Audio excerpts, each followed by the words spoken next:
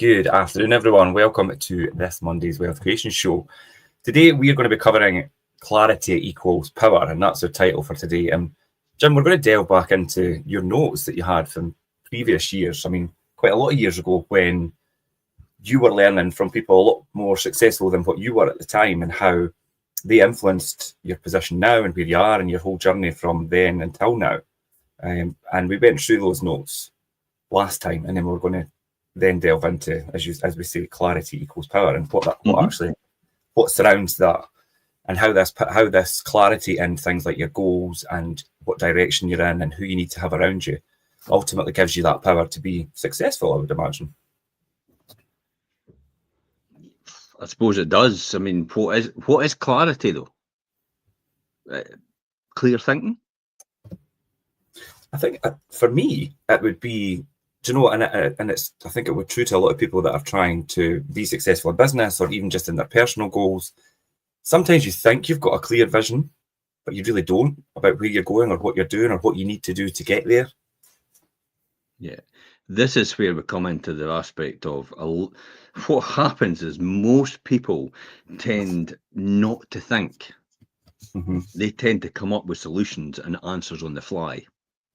Just kind of on the spot type thing. Yeah, that's like they think they've got the answer to everything, and it's instant, but they don't give it enough thought throughout that, and they don't look at the complexity that probably acts as a barrier to growth. And simplifying the problem to move to the next level is often the best way to do it. I think that's what clarity gives you. And that's what, and the clarity gives you ultimate power in what you're trying to achieve. So clarity does equal power. Mm-hmm. For that reason. Tony Robbins said it actually once before. There's when you look at it, the problem, whatever that problem is nothing more than an unanswered question.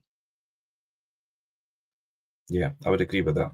Yeah, think about that. I mean, how many times do you come across a problem, and that's all it really is. It's an unanswered question, and it sounds so simple, but in reality, it is complex to a degree. So therefore, that takes you into the realms of growth happens in certain in stages, and Mm-hmm. experience sometimes blocks that growth. Okay. Say that again. Experience sometimes stands in the way of blocking your growth. And that's not something that you would think of, because you would think if you're the more experienced you are, the faster and more you'll prepare and grow. It's mostly because a lot of people believe that they know it all already. So why would they need to know anything else? Yeah, I think there's a few people like that. There's loads of people out there like that. It's amazing the amount of people out there. I mean, they're all over social media. All the experts. I had somebody at the weekend try to convince me how AI is going to take over the world and we're going to be in a Terminator situation. And it's like, have you been watching too many scientific, sci-fi films? It's like, you're delusional. Nothing's happened with AI yet. And yet, millions of people believe the AI is going to take their jobs, it's going to do everything else. And it's like, that's not even happened yet. And it's not likely to happen. What AI is going to end up doing is it's going to end up taking your job, yes, but you're going to have to get a job to oversee AI. Yeah. Because someone's going to have to fact check AI. So AI is going to take your job. Okay, you can have my job. But then you're going to have to be employed to fact check and make sure AI is doing it right. So AI is going to take the mundane stuff away from us. Mm-hmm. Yeah, but we're going to be elevated to a position where more than likely you will be overseeing AI, making sure it works properly. That's where all the jobs will be created, but might I say. So all it is a transition of one place to the other. So this is why people are insistent that they've got, and then I actually said to the person, I says, and what expertise do you have in AI? It's like we had 90 friends online. It's like, and you're one post that I can see because everything else is all to you personally and your friends that you can see. Your one post, which is actually a meme or something like the Muppets or something like that. It's just like, okay, that really convinces me you know what you're talking about when you're talking about AI. I do not know what I'm talking about when I'm talking about AI. It is just my opinion Yeah. of things that have come before. I always come back to the paperless office. It was going to do away with all the need for paper. Ever. You'd never need to print out anything ever again. Bullshit, I'll call on that straight away. Yeah. Because that's never really happened. It's made life easier. It's, you know, the storing of information and all the rest of it's easier as well. Yeah. But at some point in time, you have to print it out. And I'll be honest, I just prefer books, and I prefer the written word. That's what I like. I don't like reading off a screen. I don't think it's not something I feel comfortable or familiar with. These are all things, again, this is all clarity equals power.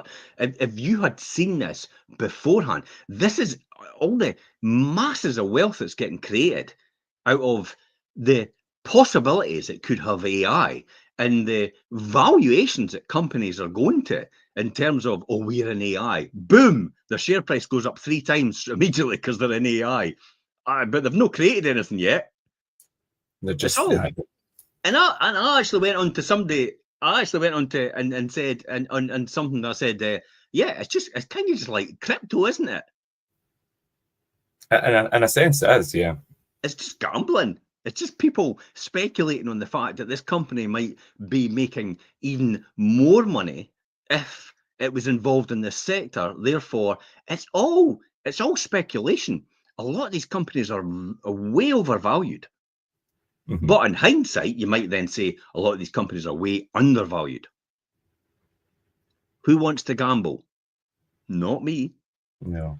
I'm not a gambling person. I've got a sure bet in terms of the industry I'm in, in terms of what I do, in terms of how I invest. That's a sure winning thing. It's guaranteed every single time. There's no way I can lose. And I'll say that again. There's no way I can lose in what I do. So why would I want to risk it? Oh, to get more. It's like, how much more do you need? And that's probably a lot of people's downfall, because they do push for more and more and more, and are not content about where they are and progressing and pushing forward with what they've got. And that is something that, I'm not going to say greed, but it is in essence. Yeah. Effectively, it is our inherent need for more, or inherent want, I would say. It's not necessarily a need. A need is something you need to fulfill because it's a must. A want is just a desire. If your life is based on wanting all the time, you will never be happy, by the way. There's clarity for you. If you want all the time, you'll never be happy, because you'll never enough. It'll never be enough for you. It will never be enough. There'll never be a point you'll say, I've had enough. I've got enough. This is all I need. You'll never ever say that. That is not clarity. That is probably despair. And it is also probably tormenting yourself in the fact that you're never, you could be hungry, but to be never satisfied. Not very sure if that's really the meaning of life, so to speak, or the objective of your life is to never be satisfied. Wow. That's not a feeling I would ever want. No, and I think, and just to kind of clarify, I think that you're not saying that if you've got the ability to continue, obviously, building wealth and making money and things, not to just stop doing that, but do it and use it in other ways to help probably others. It's like let's talk about Buffett. It's like what he says. Let's be honest. It's like what Buffett says. It's like, why would I want to get involved in crypto? Why would I want to get involved in AI when I'm making a ton of money where I am? That's in a summarized form. He'd probably say it more eloquently. But really, that's what it is. It's like, I'm making a ton of money where I am. Why do I need to? Why do I need more? Why do I need to risk? Why do I need to do anything like that? I don't need to. So this is all about clarity, and why clarity does equal power when you understand it. When you come back to that thing about what I said about the problem is nothing more than an unanswered question, we all have really the same problem. I mean, we're all smart, and we all know where we want to go, and it's first. What we end up doing is we end up getting distracted by the shiny penny. Shiny pennies, yeah. This is AI. As far as I'm concerned, this is AI, the shiny penny. Mm-hmm. For most people, it's a shiny penny. Let's be honest. You can talk about how great AI is, and you can convince everybody how great AI is, but are you going to get anything out of it? No. Then why are you expending so much energy and trying to convince other people that AI is going to take over the world? Yeah. I think just so you can say I was right. I personally think it is a good thing, and for that purpose of, taking away that job where the time-consuming and information gathering and putting things together, that part of anybody's job, AI could replace that and give you more time to do better things. And all you need to do is really kind of, like you say, oversee it and audit it just to make sure it's saying what you want it to say. Yeah. This is where, though, as well, we all think it will actually stay on course, but what, and if we stay on course, we'll end up missing out on this shiny penny. But what you don't realise, if you're on course in terms of what you're doing, you will see the shiny pennies on the way, but they'll be relevant to you in the course that you're on. Yeah. It won't be a distraction anymore. It will be part of your course. But to someone else, it will be the shiny penny, won't it? Mm-hmm. Because they'll not be on the course that you're on. They'll not be in the path that you're on. So to them, they'll see what you're doing. This is what happened, because I've seen other people when they first got involved. When I first got involved in buy-to-let 30 years ago, you had every man and their dog wanting to do what I did. But they were doing something else. And you still see people today. It's like, oh, I was in refurbishing, I was doing this, and I was doing that, and I was doing this. And then all of a sudden, it's like, oh, we need to get involved in buy-to-let as well. We need to get involved in property investment. Why? Why? For what reason? Because you've seen. Are you really successful doing what you're doing where you are? Because buy-to-let is not complementary to what you're doing. Mm-hmm. So stick to your knitting. Eat your own cooking. Yeah, and they're obviously distracted by the fact that they could see other people, i.e. probably yourself, if you're talking about people in your circle, being successful in it and think, oh, I want a slice of that cake. But is it really right for them? Here's how to find out if it's really right for you. The trick is to have a learning day. Notice how my diary has a lot of things about thinking time. Thinking time. And this is what I've learned off Keith Cunningham, Rich Dad. Thinking time. Have a learning day. The human mind hates to be told no. So give it a shiny penny. Give it a shiny penny day to look forward to, so it doesn't distract you. In other words, book time in. AI, for example, our system. You'll notice in my diary this afternoon, I'm not really remotely interested in having AI phone up a customer, book an appointment, and put it in our diary. Because to me, that's not one-to-one contact. That's a computer phoning them up. And when other people are volume orientated in our industry, will go, yeah, that's brilliant, because it'll take a lot of chores off of us. It's like, no, I want to speak to people. I want to understand their needs, and I want to be able to deliver a product and a service which will exceed their expectations. And that's what I want to do. So AI won't do that for me, because I won't then understand the customer by AI. But I've put it in my diary for this afternoon to sit down with someone for an hour of my time just to understand how this works and actually let them demonstrate it to me, just so I can tick it off and say, look, it probably isn't us. Yeah. I might be pleasantly surprised. I'm an open-minded person. Hence the reason why I'm all ears listening to that person. and giving them that time to do that. But it's to stop me getting distracted all the time, thinking shoulda, woulda, coulda, all these different things, and then look back in hindsight and says, "Oh, I wish I did," because everybody else used it and they were successful. So hence the reason why I'm doing that. So this is the thing about the human brain doesn't like being told no, so give it that shiny penny day and put something in your diary so it doesn't distract you and it's there for later on for that period of time. And that's how to get rid of the shiny penny moment, the distraction, and keep you on track. Yeah, because like you say, I'll always be in the back of your mind, and it will distract you if you've not taken that time to, like you say, educate yourself and make that decision. Every time everybody talks about in your industry, you'll be going, I wonder if I should have. Yeah. Every time somebody uses something moderately successful to sounds like what you were thinking of or being distracted with, you get distracted with it again. It's like when you hear people, and a lot of the time, and they'll talk about, oh, if I had just done this, it could have been me. I could have been here where they were, and do you know, people, and then obviously having that feeling of I missed out. Yeah, here's a good phrase for you. All my problems started out as a good idea. All my problems started out as a good idea. Think about that. We're our own worst enemies. Mm-hmm. No one gets up in the morning and really intends to do wrong, to go the wrong way, to do the wrong thing, do they?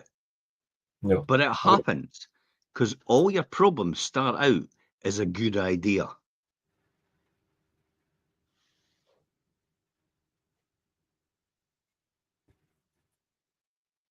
Do you know, if you take a second to think about that, because everything that you do, and if you think about the things that you've done probably didn't work out, and maybe you think that was a mistake, when you first initially think, I'm going to do this, or I'm going to give this a try, it's a good idea at the time. Congratulations, you're meant to make mistakes, though. Because you'll learn more from your mistakes than you will from your successes. Yeah. However, you just want to make sure your successes outweigh your mistakes in terms of results at the end. Yeah. Show me a person that's never made a mistake, and I'll show you a person that's probably just a critic. And they've never done anything in their life except criticize other people. And they've sat in the cheap seats all their life while the other person has worked and fought it out in the arena, while everybody else sat in the cheap seats and criticized them. Yeah. And as you say about finding that balance where you've got more successes than failures is an important thing, because if failures, like you say, are important and you learn from them, but if you're continually making mistakes and that outweigh your successes, then you're not going to be successful. And it's the thing where you always say, and I know this, you're continually doing the same thing and expecting the same results. Different results. Sorry. Yeah, definitely. And there's other things out there, as you know, when I talk about all my problems started as a good idea. There's other things as well in order to have clarity and have power over what you're doing. And if anybody's in business, the classic example is Richard Branson does it all the time. I was watching Shaquille O'Neal. It was on Netflix, I think, his series, or on Amazon. And Shaquille O'Neal was on, and he was talking about how he's bought Reebok, Associated Brands. They have about 50 brands. They're worth billions. Shaquille O'Neal's worth billions. And it's like, he's not a smart guy, but he's a smart businessman. By his own admission, he's not great with anything really. But what he does, he has the unique ability to hire and attract people that he's good at getting. That's what he does. Does that sound familiar? Yeah. Richard Branson does exactly the same thing. Funny enough, the both of them were involved in investing in Ring.com. Jamie Siminoff. Yeah. And that's quite interesting. He would do that. So I watched that. I binge watched it yesterday, and I thought, bloody hell! It's like, what does this guy know that I don't know? So yesterday for me was a learning day. Well, everybody else was having great time in the sunshine. They were down the pub having a drink and all the rest of it. I was learning from Shaquille O'Neal.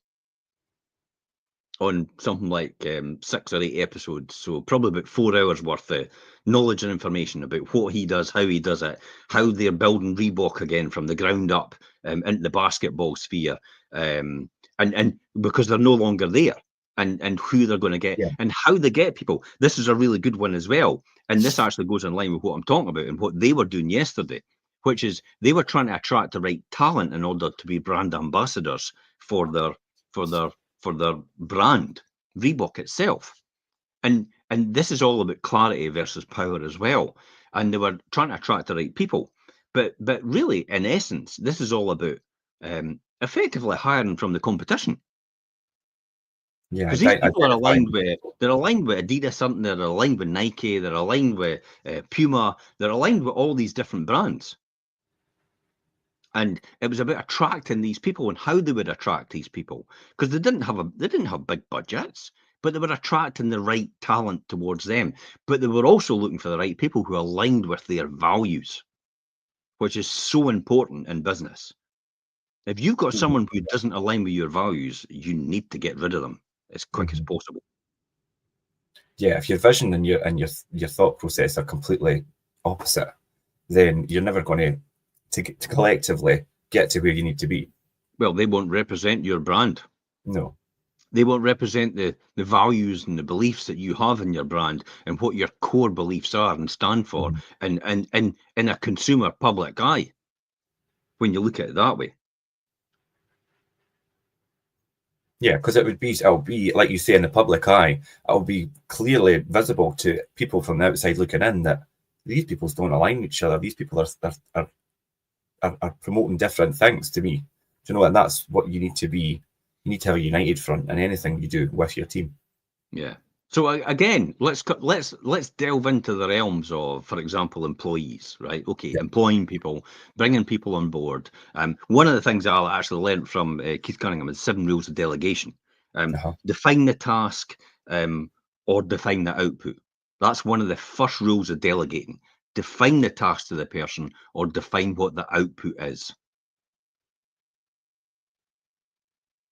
You have to remember the second task out of that is to actually delegate it to a person who will demonstrate competence. Mm-hmm. In other words, just don't delegate it to somebody you think's got a pulse. Mm-hmm. Delegate it to somebody you think will be able to do it. I mean, you wouldn't delegate a mathematical problem to someone who is not mathematical and they're airy-fairy and they don't really keep to a strategic. They don't keep to a structured process in terms of how they're doing it. If you've got something that you need to delegate to someone, it's a critical path. In other words, it's got to be done one thing after the other, and they've got to analyze it and understand how to break it down and how to put it back together in order to be in the shortest, most efficient time possible. You don't give it to someone who is not structured and disciplined.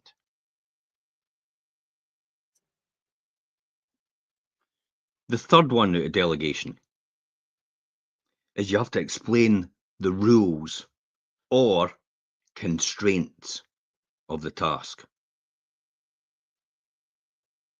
Then you've got to actually, the fourth one out of that is you've got to explain the resources available. In other words, what people they've got at their beck and call, maybe virtual assistants, maybe time with someone else of their time, the money or the budget they've got for that, and the tools that they've got for that as well. The fifth one is you then have to invite questions or feedback. Mm-hmm. Ask them. Here's a really good one, and I have done it several times with a lot of people. You'll know this. It's ask them to repeat it back to you what you just said. Yeah, you've done that with me. Yeah. Now people will, and a lot of others. I know you do. yeah, some people will get rubbed up the wrong way, and they'll think, "Does he think I'm stupid or something?" It's no. I just want you. Yeah. You just need to understand it. They understand what you've just said to them, and they understand it in the way you've just said it to them. Because I'll guarantee you, it's like playing the game of if anybody out there has played the game of Chinese whispers. What it starts at the beginning, 50 times getting passed on to someone else is a completely different sentence. What happens at the end? because it's a Chinese whisper. It goes from one person to the other, and everybody adds a word or takes away a word or uses a different word in their interpretation. So by the time that starts off that sentence and it gets to the end of the 50th person, where it gets to in the whispering, passing on from person to person, Mhm. it's a completely different sentence. I used to do it. We used to do it in role play and stuff like that when I was in workshops. We used to do the Chinese whispers just to demonstrate that clearly that is what happened, and it does. And it's amazing how, and it's true what you say when you do the repeat back thing. People do think, well, do you think I never took that on correctly? And sometimes when they read it back, it's not, because a lot of people take things in quite differently or That, have the same vision as you. so if you are that person that you feel offended if somebody says, "Can you repeat that back to me?" It's your problem, not the person saying it to you. Yeah.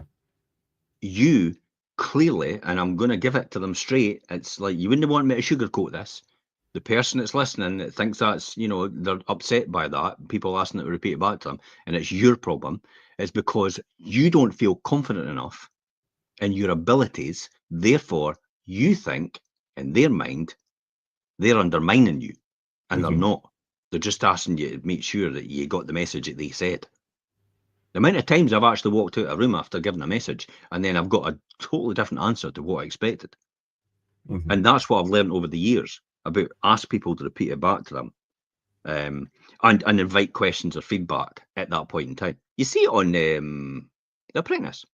You know, Yeah. when they come into the big companies, some people will go, "Well, what do you think? This is what we could do for you. What do you want us to do for you?" And there's a negotiation that takes place in between, and there's a bit of clarity made at the end.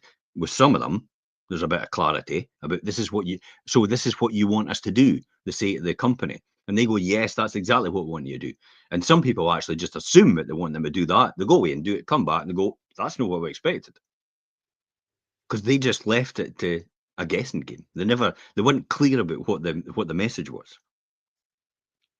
So the sixth thing out of the 7 rules of delegation is give people a deadline. When do you want this for? The seventh thing are what are you going to measure? What are you measuring in the whole thing? How do you know if it's gone according to plan? What are you measuring? Is it the number of widgets that are getting produced? Is it the number of the number of people that feed back to you a certain result? Is it the bottom line? Is it the percentage? Is it a number? Is it quantifiable? So how do you measure it? Is it just the fact that people feel good about themselves? And that's it. And I'm going to jump in with the eighth one and say the consequences as a result. Yeah. That's something I was actually thinking about there, because and those points are so important when you're talking about delegation, and I've learned that, because when you delegate to somebody, it's not just telling them what to do and walking away and leaving them to do it. You really need to say, right, this is what I need you to do. This is how I need you to do it. Here's what you've got. And in terms of, like you said, resources to do it. Do you have any questions? Here's what I'm expecting at the end. Do you know, that's delegation. Here's a good one. If you have a problem with your employees, it's your problem because you're the one that tolerates it. Mm-hmm. So be clear on the consequences of success and failure. That's a good one. Here's a great analogy to show this in a real form. We're busy handing out speeding tickets, but we haven't actually posted what the speed limit is. That's relatable to some things I've come across in life. A lot of lawyers do that. It's like, you're busy telling people that they're doing it wrong and they're doing it wrong, but you've not actually told them how it was meant to be done. Mm-hmm. How was it meant to be done? How do I know it's wrong if you've not told me exactly how it was meant to come out? Mm-hmm. This is why you have quantifiable tasks. This is why you have conversion. This is why you have number of market appraisals. This is why you have the average fee. This is why you have the percentage. This is why you have the average rent. They're all quantifiable, measurable things in terms of what you're doing. So if you've got that, then that's when you have something to measure against and something to say, right, did you succeed or did you fail in what you were doing?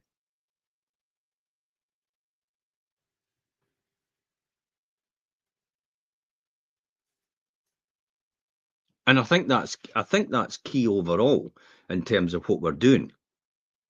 It's a really good analogy about, you're too busy handing out speeding tickets, but you haven't actually posted the speed limit yet. Yeah, and these things are all key elements of, like you say, whether you're going to be successful at what you do or whether you're going to fail at what you do. And if you don't have that quantifiable part of it, or the element of this is how it should, this is what you're looking for as the result, or this is how we should try and get, this is how it should look like trying to get to the result, then you're going to have yourself and your team kind of aimlessly trying to achieve a goal without any clear vision of how that is going to be achieved. Well, what was the goal? What were you trying to get me to do? That's why that's why you make it so simple. That's why when people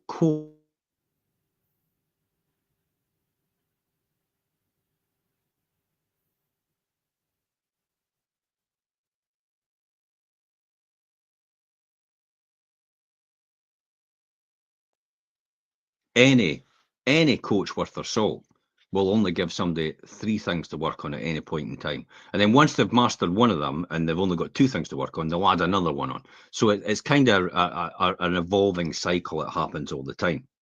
Definitely. And this is what has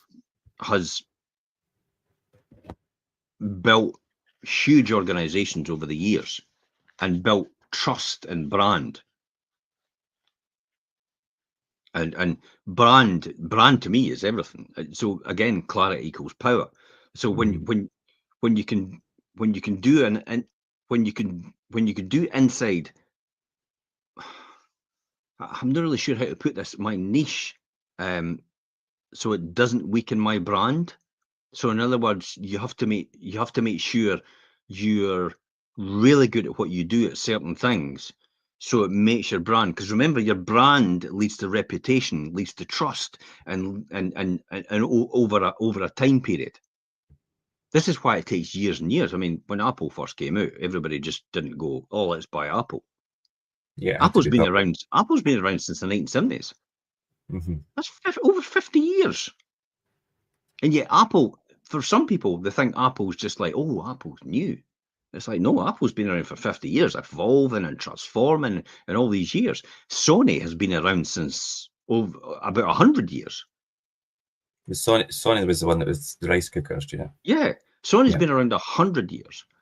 Berkshire Hathaway, the investment group, started off as a furniture company years ago, manufacturer of furniture, when Warren Buffett got involved and it transitioned into an investment organization. So he transformed that. So it never started out how it is now. There was no. So you have to be prepared to evolve over time, but you have to also make sure that your brand and your reputation and everything else is in alignment with each other. And everything you do in terms of your services must all be relatable to your brand. Yeah, because that's when you see people adding things on that didn't have anything to do with what they've been doing. Yeah, it makes no sense at all.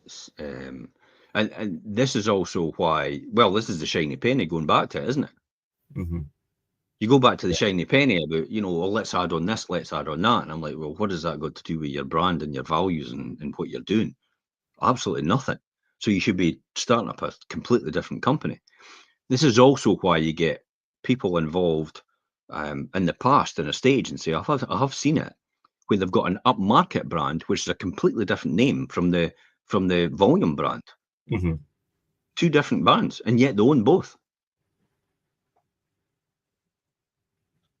That's quite a common thing to have. So all services that you do must be relatable and related to your brand.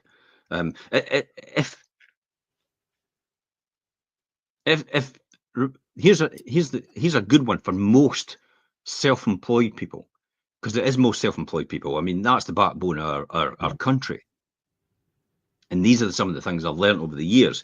If you're the brand and people come to you for you, then how do you manage to delegate that, or do you just take it on board yourself?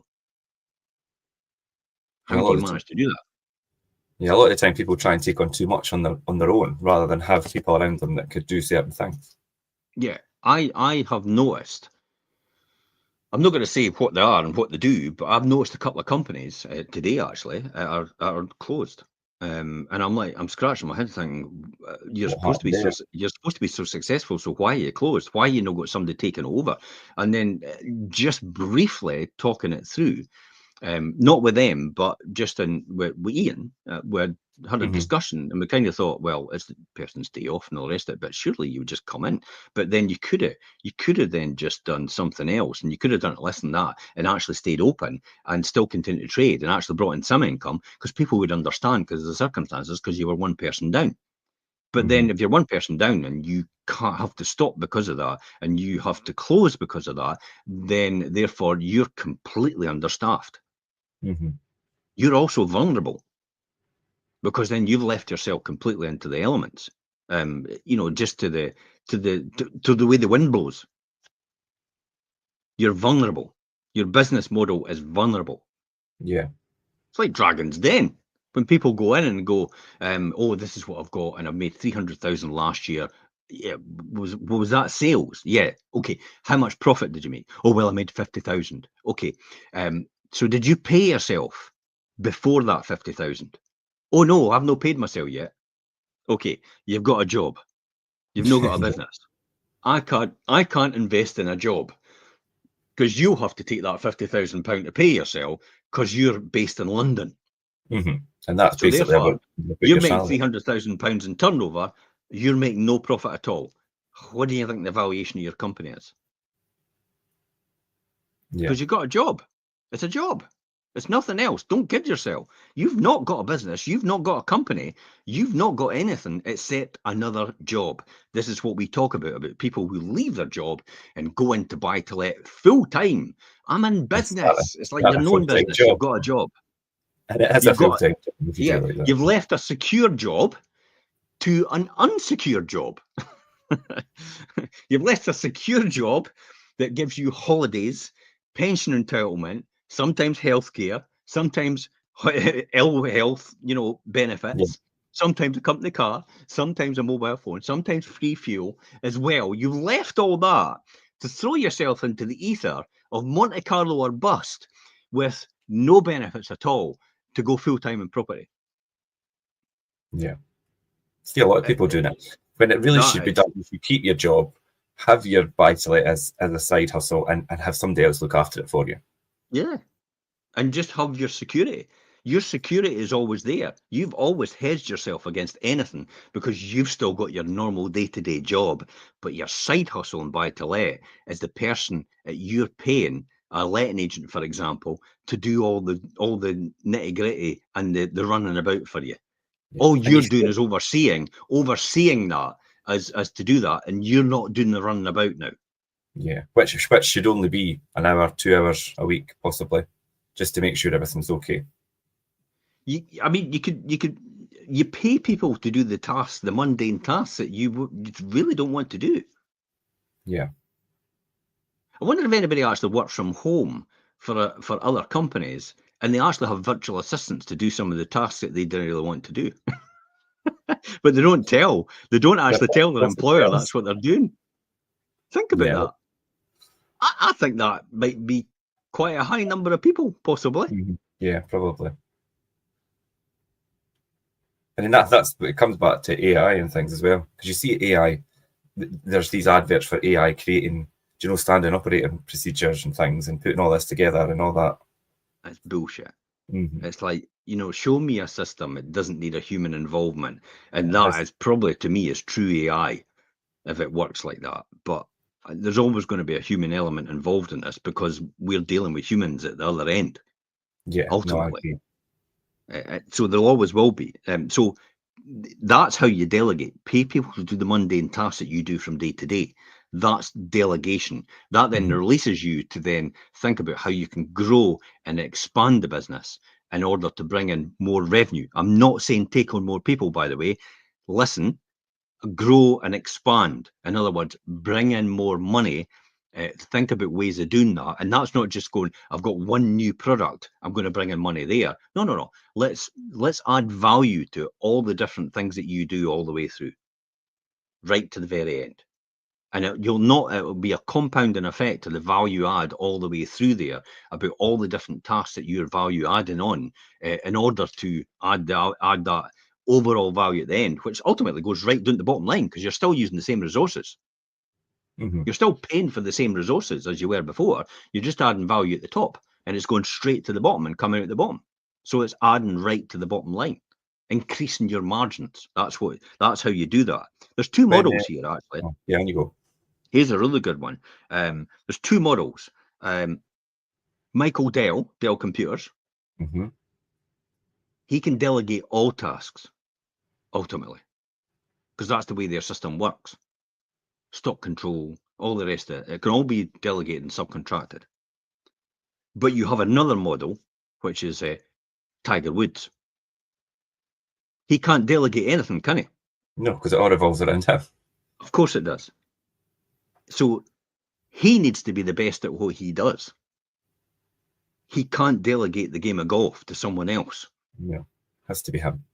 So that's the two different models. One is a business that delegates and brings in people with skills and resources in order to achieve a result at the end. But the other business model is it's you. It's you people are coming to, it's you people are there for. And that sometimes is the classic example of a self-employed estate agent. Yeah. They're on their own. In other words, when they go on holiday, they're done. There's nobody to cover for them.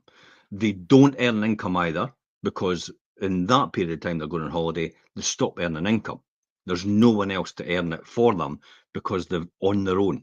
And that, if anything happens to them, for example, if the slice open their hand, I know people have done it, subcontractors, they've been cutting on a bandsaw, been cutting away in the bandsaw, and the bandsaw slipped and it's gone whoosh, straight through their fingers, straight through their hand, the bandsaw, and they're done for. Because their ability to perform has now had it. Yeah. Think about that as a surgeon. If you're a surgeon and you're using all these wee tools, and then all of a sudden it's like you're out hammering something at the weekend, you go bah, and you put a nail through your finger or something like that, you're goosed. You're no longer a surgeon until that solves. What about pilots? What happens if they're all of a sudden they don't pass their health exam? They ain't flying anymore. Ability to perform. So these are the two business models you've got to be aware of. One is a business, one is it's just you. Mm-hmm. And a lot of self-employed and a lot of small traders, it's just them. They are in that Tiger Woods model. They can't delegate because they've not got anybody to delegate to. But here's another one as well. They don't charge enough to be able to delegate. I was just going to say that's so you get these people that are on their own, but they don't have to be. A lot of people are they like to keep it, they close it all in and keep all, but you should be able to open that up, and then if you are a self-employed and on your own, but then you have a team, and it doesn't have to be a big massive team, as long as you've got people around you who you could then leave and control while you do other things. Here's why they're self-employed, because they're convinced that only them can do the job, mm-hmm. and no one else. That's why they're self-employed. And that can be quite a hard thing to let go of. Yeah. They're convinced that they're the only ones that can do the job.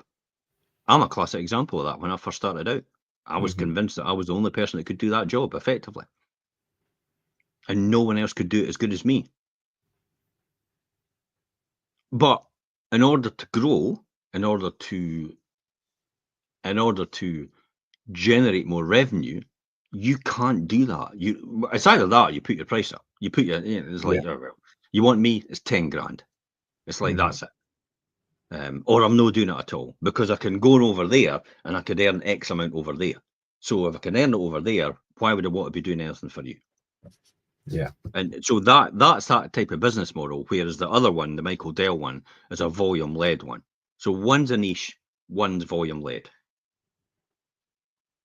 Yeah, but I think although you talk about people's niches and their skill set and things, but within a business with individuals in there, each one will have their strengths and their weaknesses. And like you said, you could identify somebody that's really, analytical and quite methodical, and then somebody that's a really good people person, and then, and position them to do certain jobs where they will do well, and get the right people doing the right things, and then collectively, you'll ultimately find success. Well, you will find success, but here's one resource that no one actually realizes out of this that is probably one of the most important resources: time. Yeah. And yet we all give away our time as if we've got an abundance of it. You don't realize time is the most valuable commodity ever.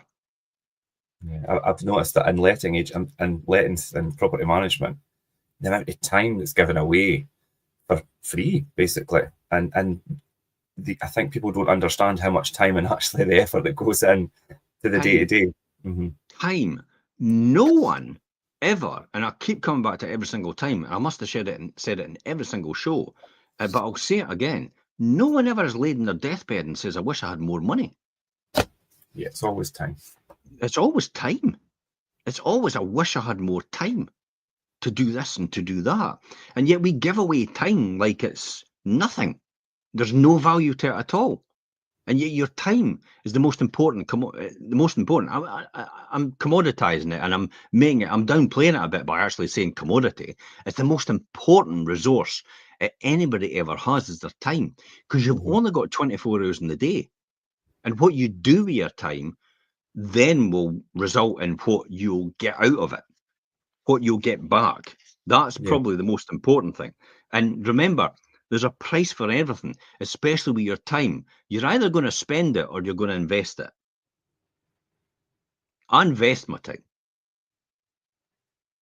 My time's invested all the time. It's invested on generating business models and income streams that will generate money. It will generate time. For example, employing people in areas that are they're smarter than me. Then that's a good use of my time to employ that person in order to use their resources in order to be better at what I wouldn't be. So that's called investing your time. Spend your time watching telly. But then I was just going to say, but even at that, you use what you would maybe class possibly as your spare time, but you used it as an educational purpose, like the Shaquille O'Neal thing. You spent time watching that where you could see other people. To me, that's an investment of time. Yes. I invest my time when I take a bath. Like, sorry, you invest your time taking a bath, because I watch Diary of a CEO at the same time. I invest my time going to the toilet because I'll read a book on the right things. The one I'm reading now is actually The Virgin Way, Richard Branson. Again, you might say. And it is again, because it's like, it's a masterclass in how to run a business and how to have first-class service, world-class service in terms of what you're doing. So why would I know read that again and again and again and again and again? And yet people have watched Back to the Future tons of times. And has Back to the Future done anything for you unless other than make you feel good? No. Has it paid your bills? Has it made friends with people? Has it helped you do anything other than just felt good about yourself? No, it's not. So why do we spend all our time? Remember, see the spend and invest, the total difference. It's like, again, I come back to saying, when people win game shows now, everybody goes, "What are you going to spend it on?" No, what are you going to do with it? It's what you're going to spend it on immediately. It's the word spend they use every single time now. We're led to be a consumer society, whereas you should be looking to be a producer, not a consumer. And a producer will invest their time in order to produce something which other people want and will consume. Yeah, because that's where true wealth's built. Yeah, because it's that automatic expectation that you should, if you've got money of a certain amount, you should be spending it on things. Yeah. So it's how you look at things. There's a great analogy here about some different things here, and we'll see if there's a connection here. But I've actually got it written here: tennis shoes. No matter how much you try, your sales price is fixed with tennis shoes. They're tennis shoes. That's it. Unless you've got a different type of brand and people want that brand. See, the brand's the difference. They're tennis shoes. Cars. They're cars. They all go A to B. So what makes the difference? The badges on them. Yeah, it's the brand. It's the brand that makes the difference with the car. It's nothing else other than that. And the brand emanates a presence about reliability. Skoda, 20 years ago, nobody would touch Skoda. Look at it now. Totally different. But the key is, no matter how much you polish it, it's still a tennis shoe. Yeah. No matter how much you polish a turd, it's still a turd. Even if you put glitter on it, just a turd with glitter. And that, I think, what is the key here. One of the things I really did learn out of this, and I actually quoted it to somebody the other day. It was maybe Alan on his podcast about something. Business partners. If you can rent it, why would you let someone then own it? Yeah. So if you can rent, I mean, why you would only ever bring someone into a business or someone into your investment if they had something that you didn't have. Mm-hmm. I think it brings something to the table. Yeah, if they added value, in terms of what you do, if they have something, if they have a skill that you can't get anywhere else, otherwise you just go and hire it. Mm-hmm. Yeah. Now, I'm not saying that people don't get into your business with your best pal, but generally, a lot of the times, for a lot of people, that doesn't work out with their best pal because they're totally different beliefs and totally different alignment. You hear the success stories about, oh, I was in business with my best pal and all the rest of it, but there's a lot of best pals that have got into business that had never happened and their story's never been told. Mm-hmm. because they're, one ran off with the money and nobody wants to tell that story, do they? No. Or one, I mean, when I had my business partner in the beginning, he's first class at execution at what he does and all the rest of it when we first started out, but he had no fiscal control. Mm-hmm. And my mistake in the beginning was allowing that person to have fiscal control and just saying, yeah, okay, yeah, we'll just keep doing that. We'll just keep doing that. We'll just keep doing that. Not actually, because it didn't bother me because I wasn't relying on that income. So I was like, I'm a big fan of keep reinvesting, and convince me without me actually really checking that this was the right thing to do. And in actual fact, it's like, then I wondered why I got invited to the, the Five Free Presses Big Plus show, and I got wined and dined and all the rest of it. And I thought it's because I'm probably the customer that spends the most money. It's like, and then the penny dropped. It's like, oh my God, we're spending far too much on this. Yeah. I mean, I spend less on social media now than I was spending on advertising in a paper all these years ago. That's crazy to think about all these years ago, what that value is now. Yeah. And yet I spend a huge amount on social media compared to everybody else. So it just shows you. So these are all the things you've got to think about. You always say to someone, you get to be my business partner. Dave's got it there. He says partnership agreements and boundaries are vital. Absolutely. Yeah, but you really get to be my business partner if you can bring something to the table that I actually can't hire anywhere else. Mm-hmm.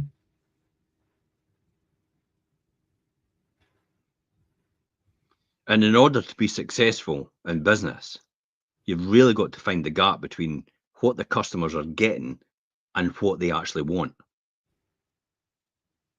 That's a really good one. Yeah. Think about that. What the customers are getting. This is what I did in the state agency. I never started the state agency to get a job. I never started the state agency because I felt great about it. I just felt that as a customer, I wasn't getting the service I wanted. And I thought other people are going to want what I want. And if I want it, I've got high standards, then they'll probably want it as well. And can we deliver what I want in a cost-effective manner in order to make a profit? And at that time, it was like, yeah, we could do that. Yeah, we could do that. On a volume scale, we can do that. And volume really typically wasn't what I should have been after. Because what we were doing is we were delivering something way up here at a bargain basement price, like everybody else. And it was like, and everybody was going, wow, this is great, way up here. But away up here, you've only got a finite audience. Away up here, even on that type of service, even though the cost is down here, away up here, they still don't want that type of service. They just want cheapest chips, and they don't want something that looks like it's not cheapest chips. So they're quite happy to pay down here. Whereas I'm like, there's a certain amount of people that want up here and are willing to pay that price up there because they understand the value add you have in your business and what you do. It will add the value to what they want. That is the finding the gap between what customers are getting and what they actually want. And that's what we emanated today, which is what we've got today, is what people want. Yeah. And the best way to, I mean, it's through conversation and having those right conversations with your clients about what their expectation is and what they really want and what you're able to provide them. And like you say, and at what cost. Yeah. Can I find and close customers efficiently at that level? That's really what it is.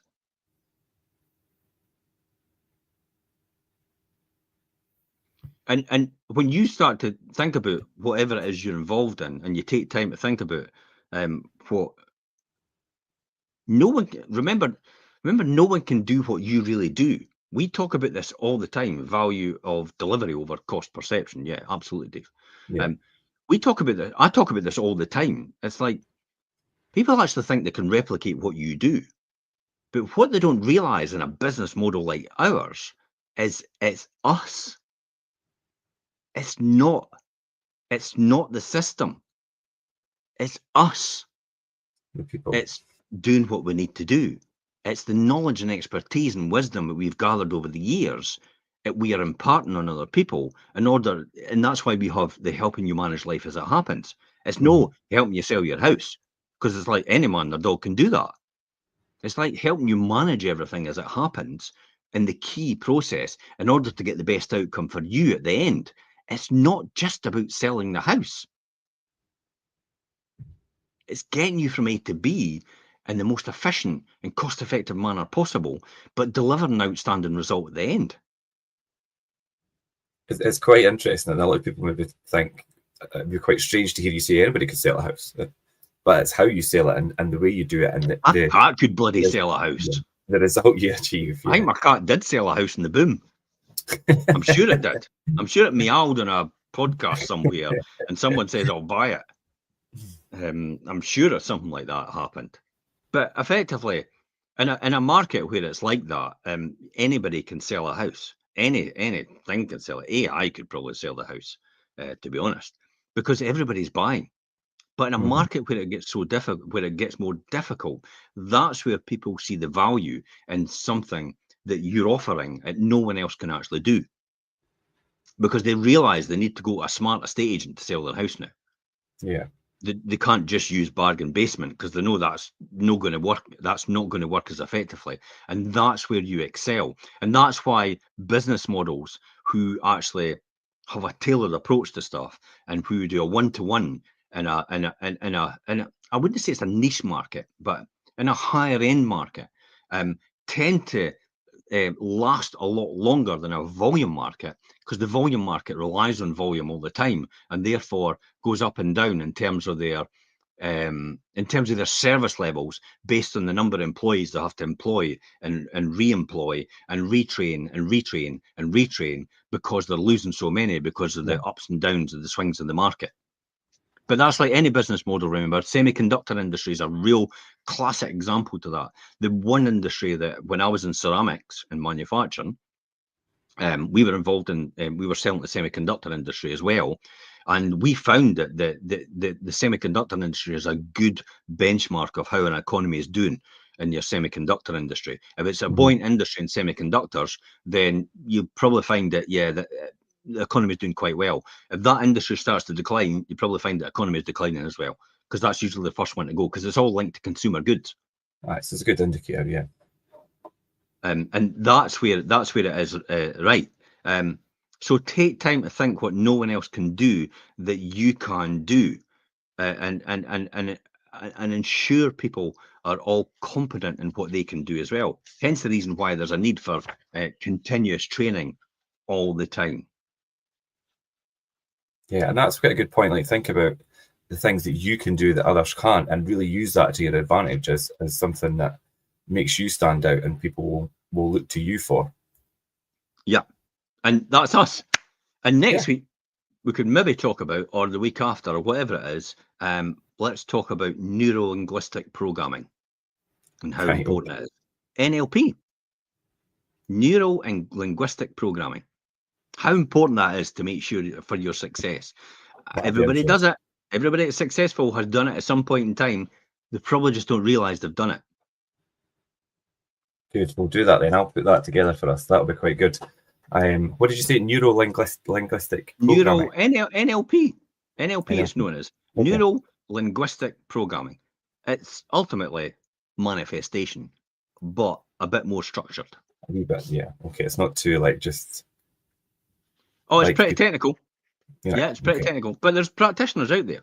I'm sure Dave's actually qualified in it. It's actually commenting on here. Yeah. I'm sure Dave's an NLP practitioner, possibly. Well, Dave, you could jump in the comments and let us know. But we will cover that in the next show then, and that wraps up for today. And I think you've given a lot of good examples of how clarity and being clear about your goals and your objectives, and with your team around you and yourself, could really equal that power, put you in that powerful position. Yeah. Whether you are doing buy to let, or have just a small business, or have multiple businesses, you know, it's the clear vision is such an important thing. So thanks for that, Jim. That was really good. Thanks for everybody jumping in the comments. Thanks, Dave, for contributing there. If you're watching the reruns or whatever, jump in the comments. And until next time, Jim and I will see you then. And that's for today. Thanks, Jim. Bye-bye.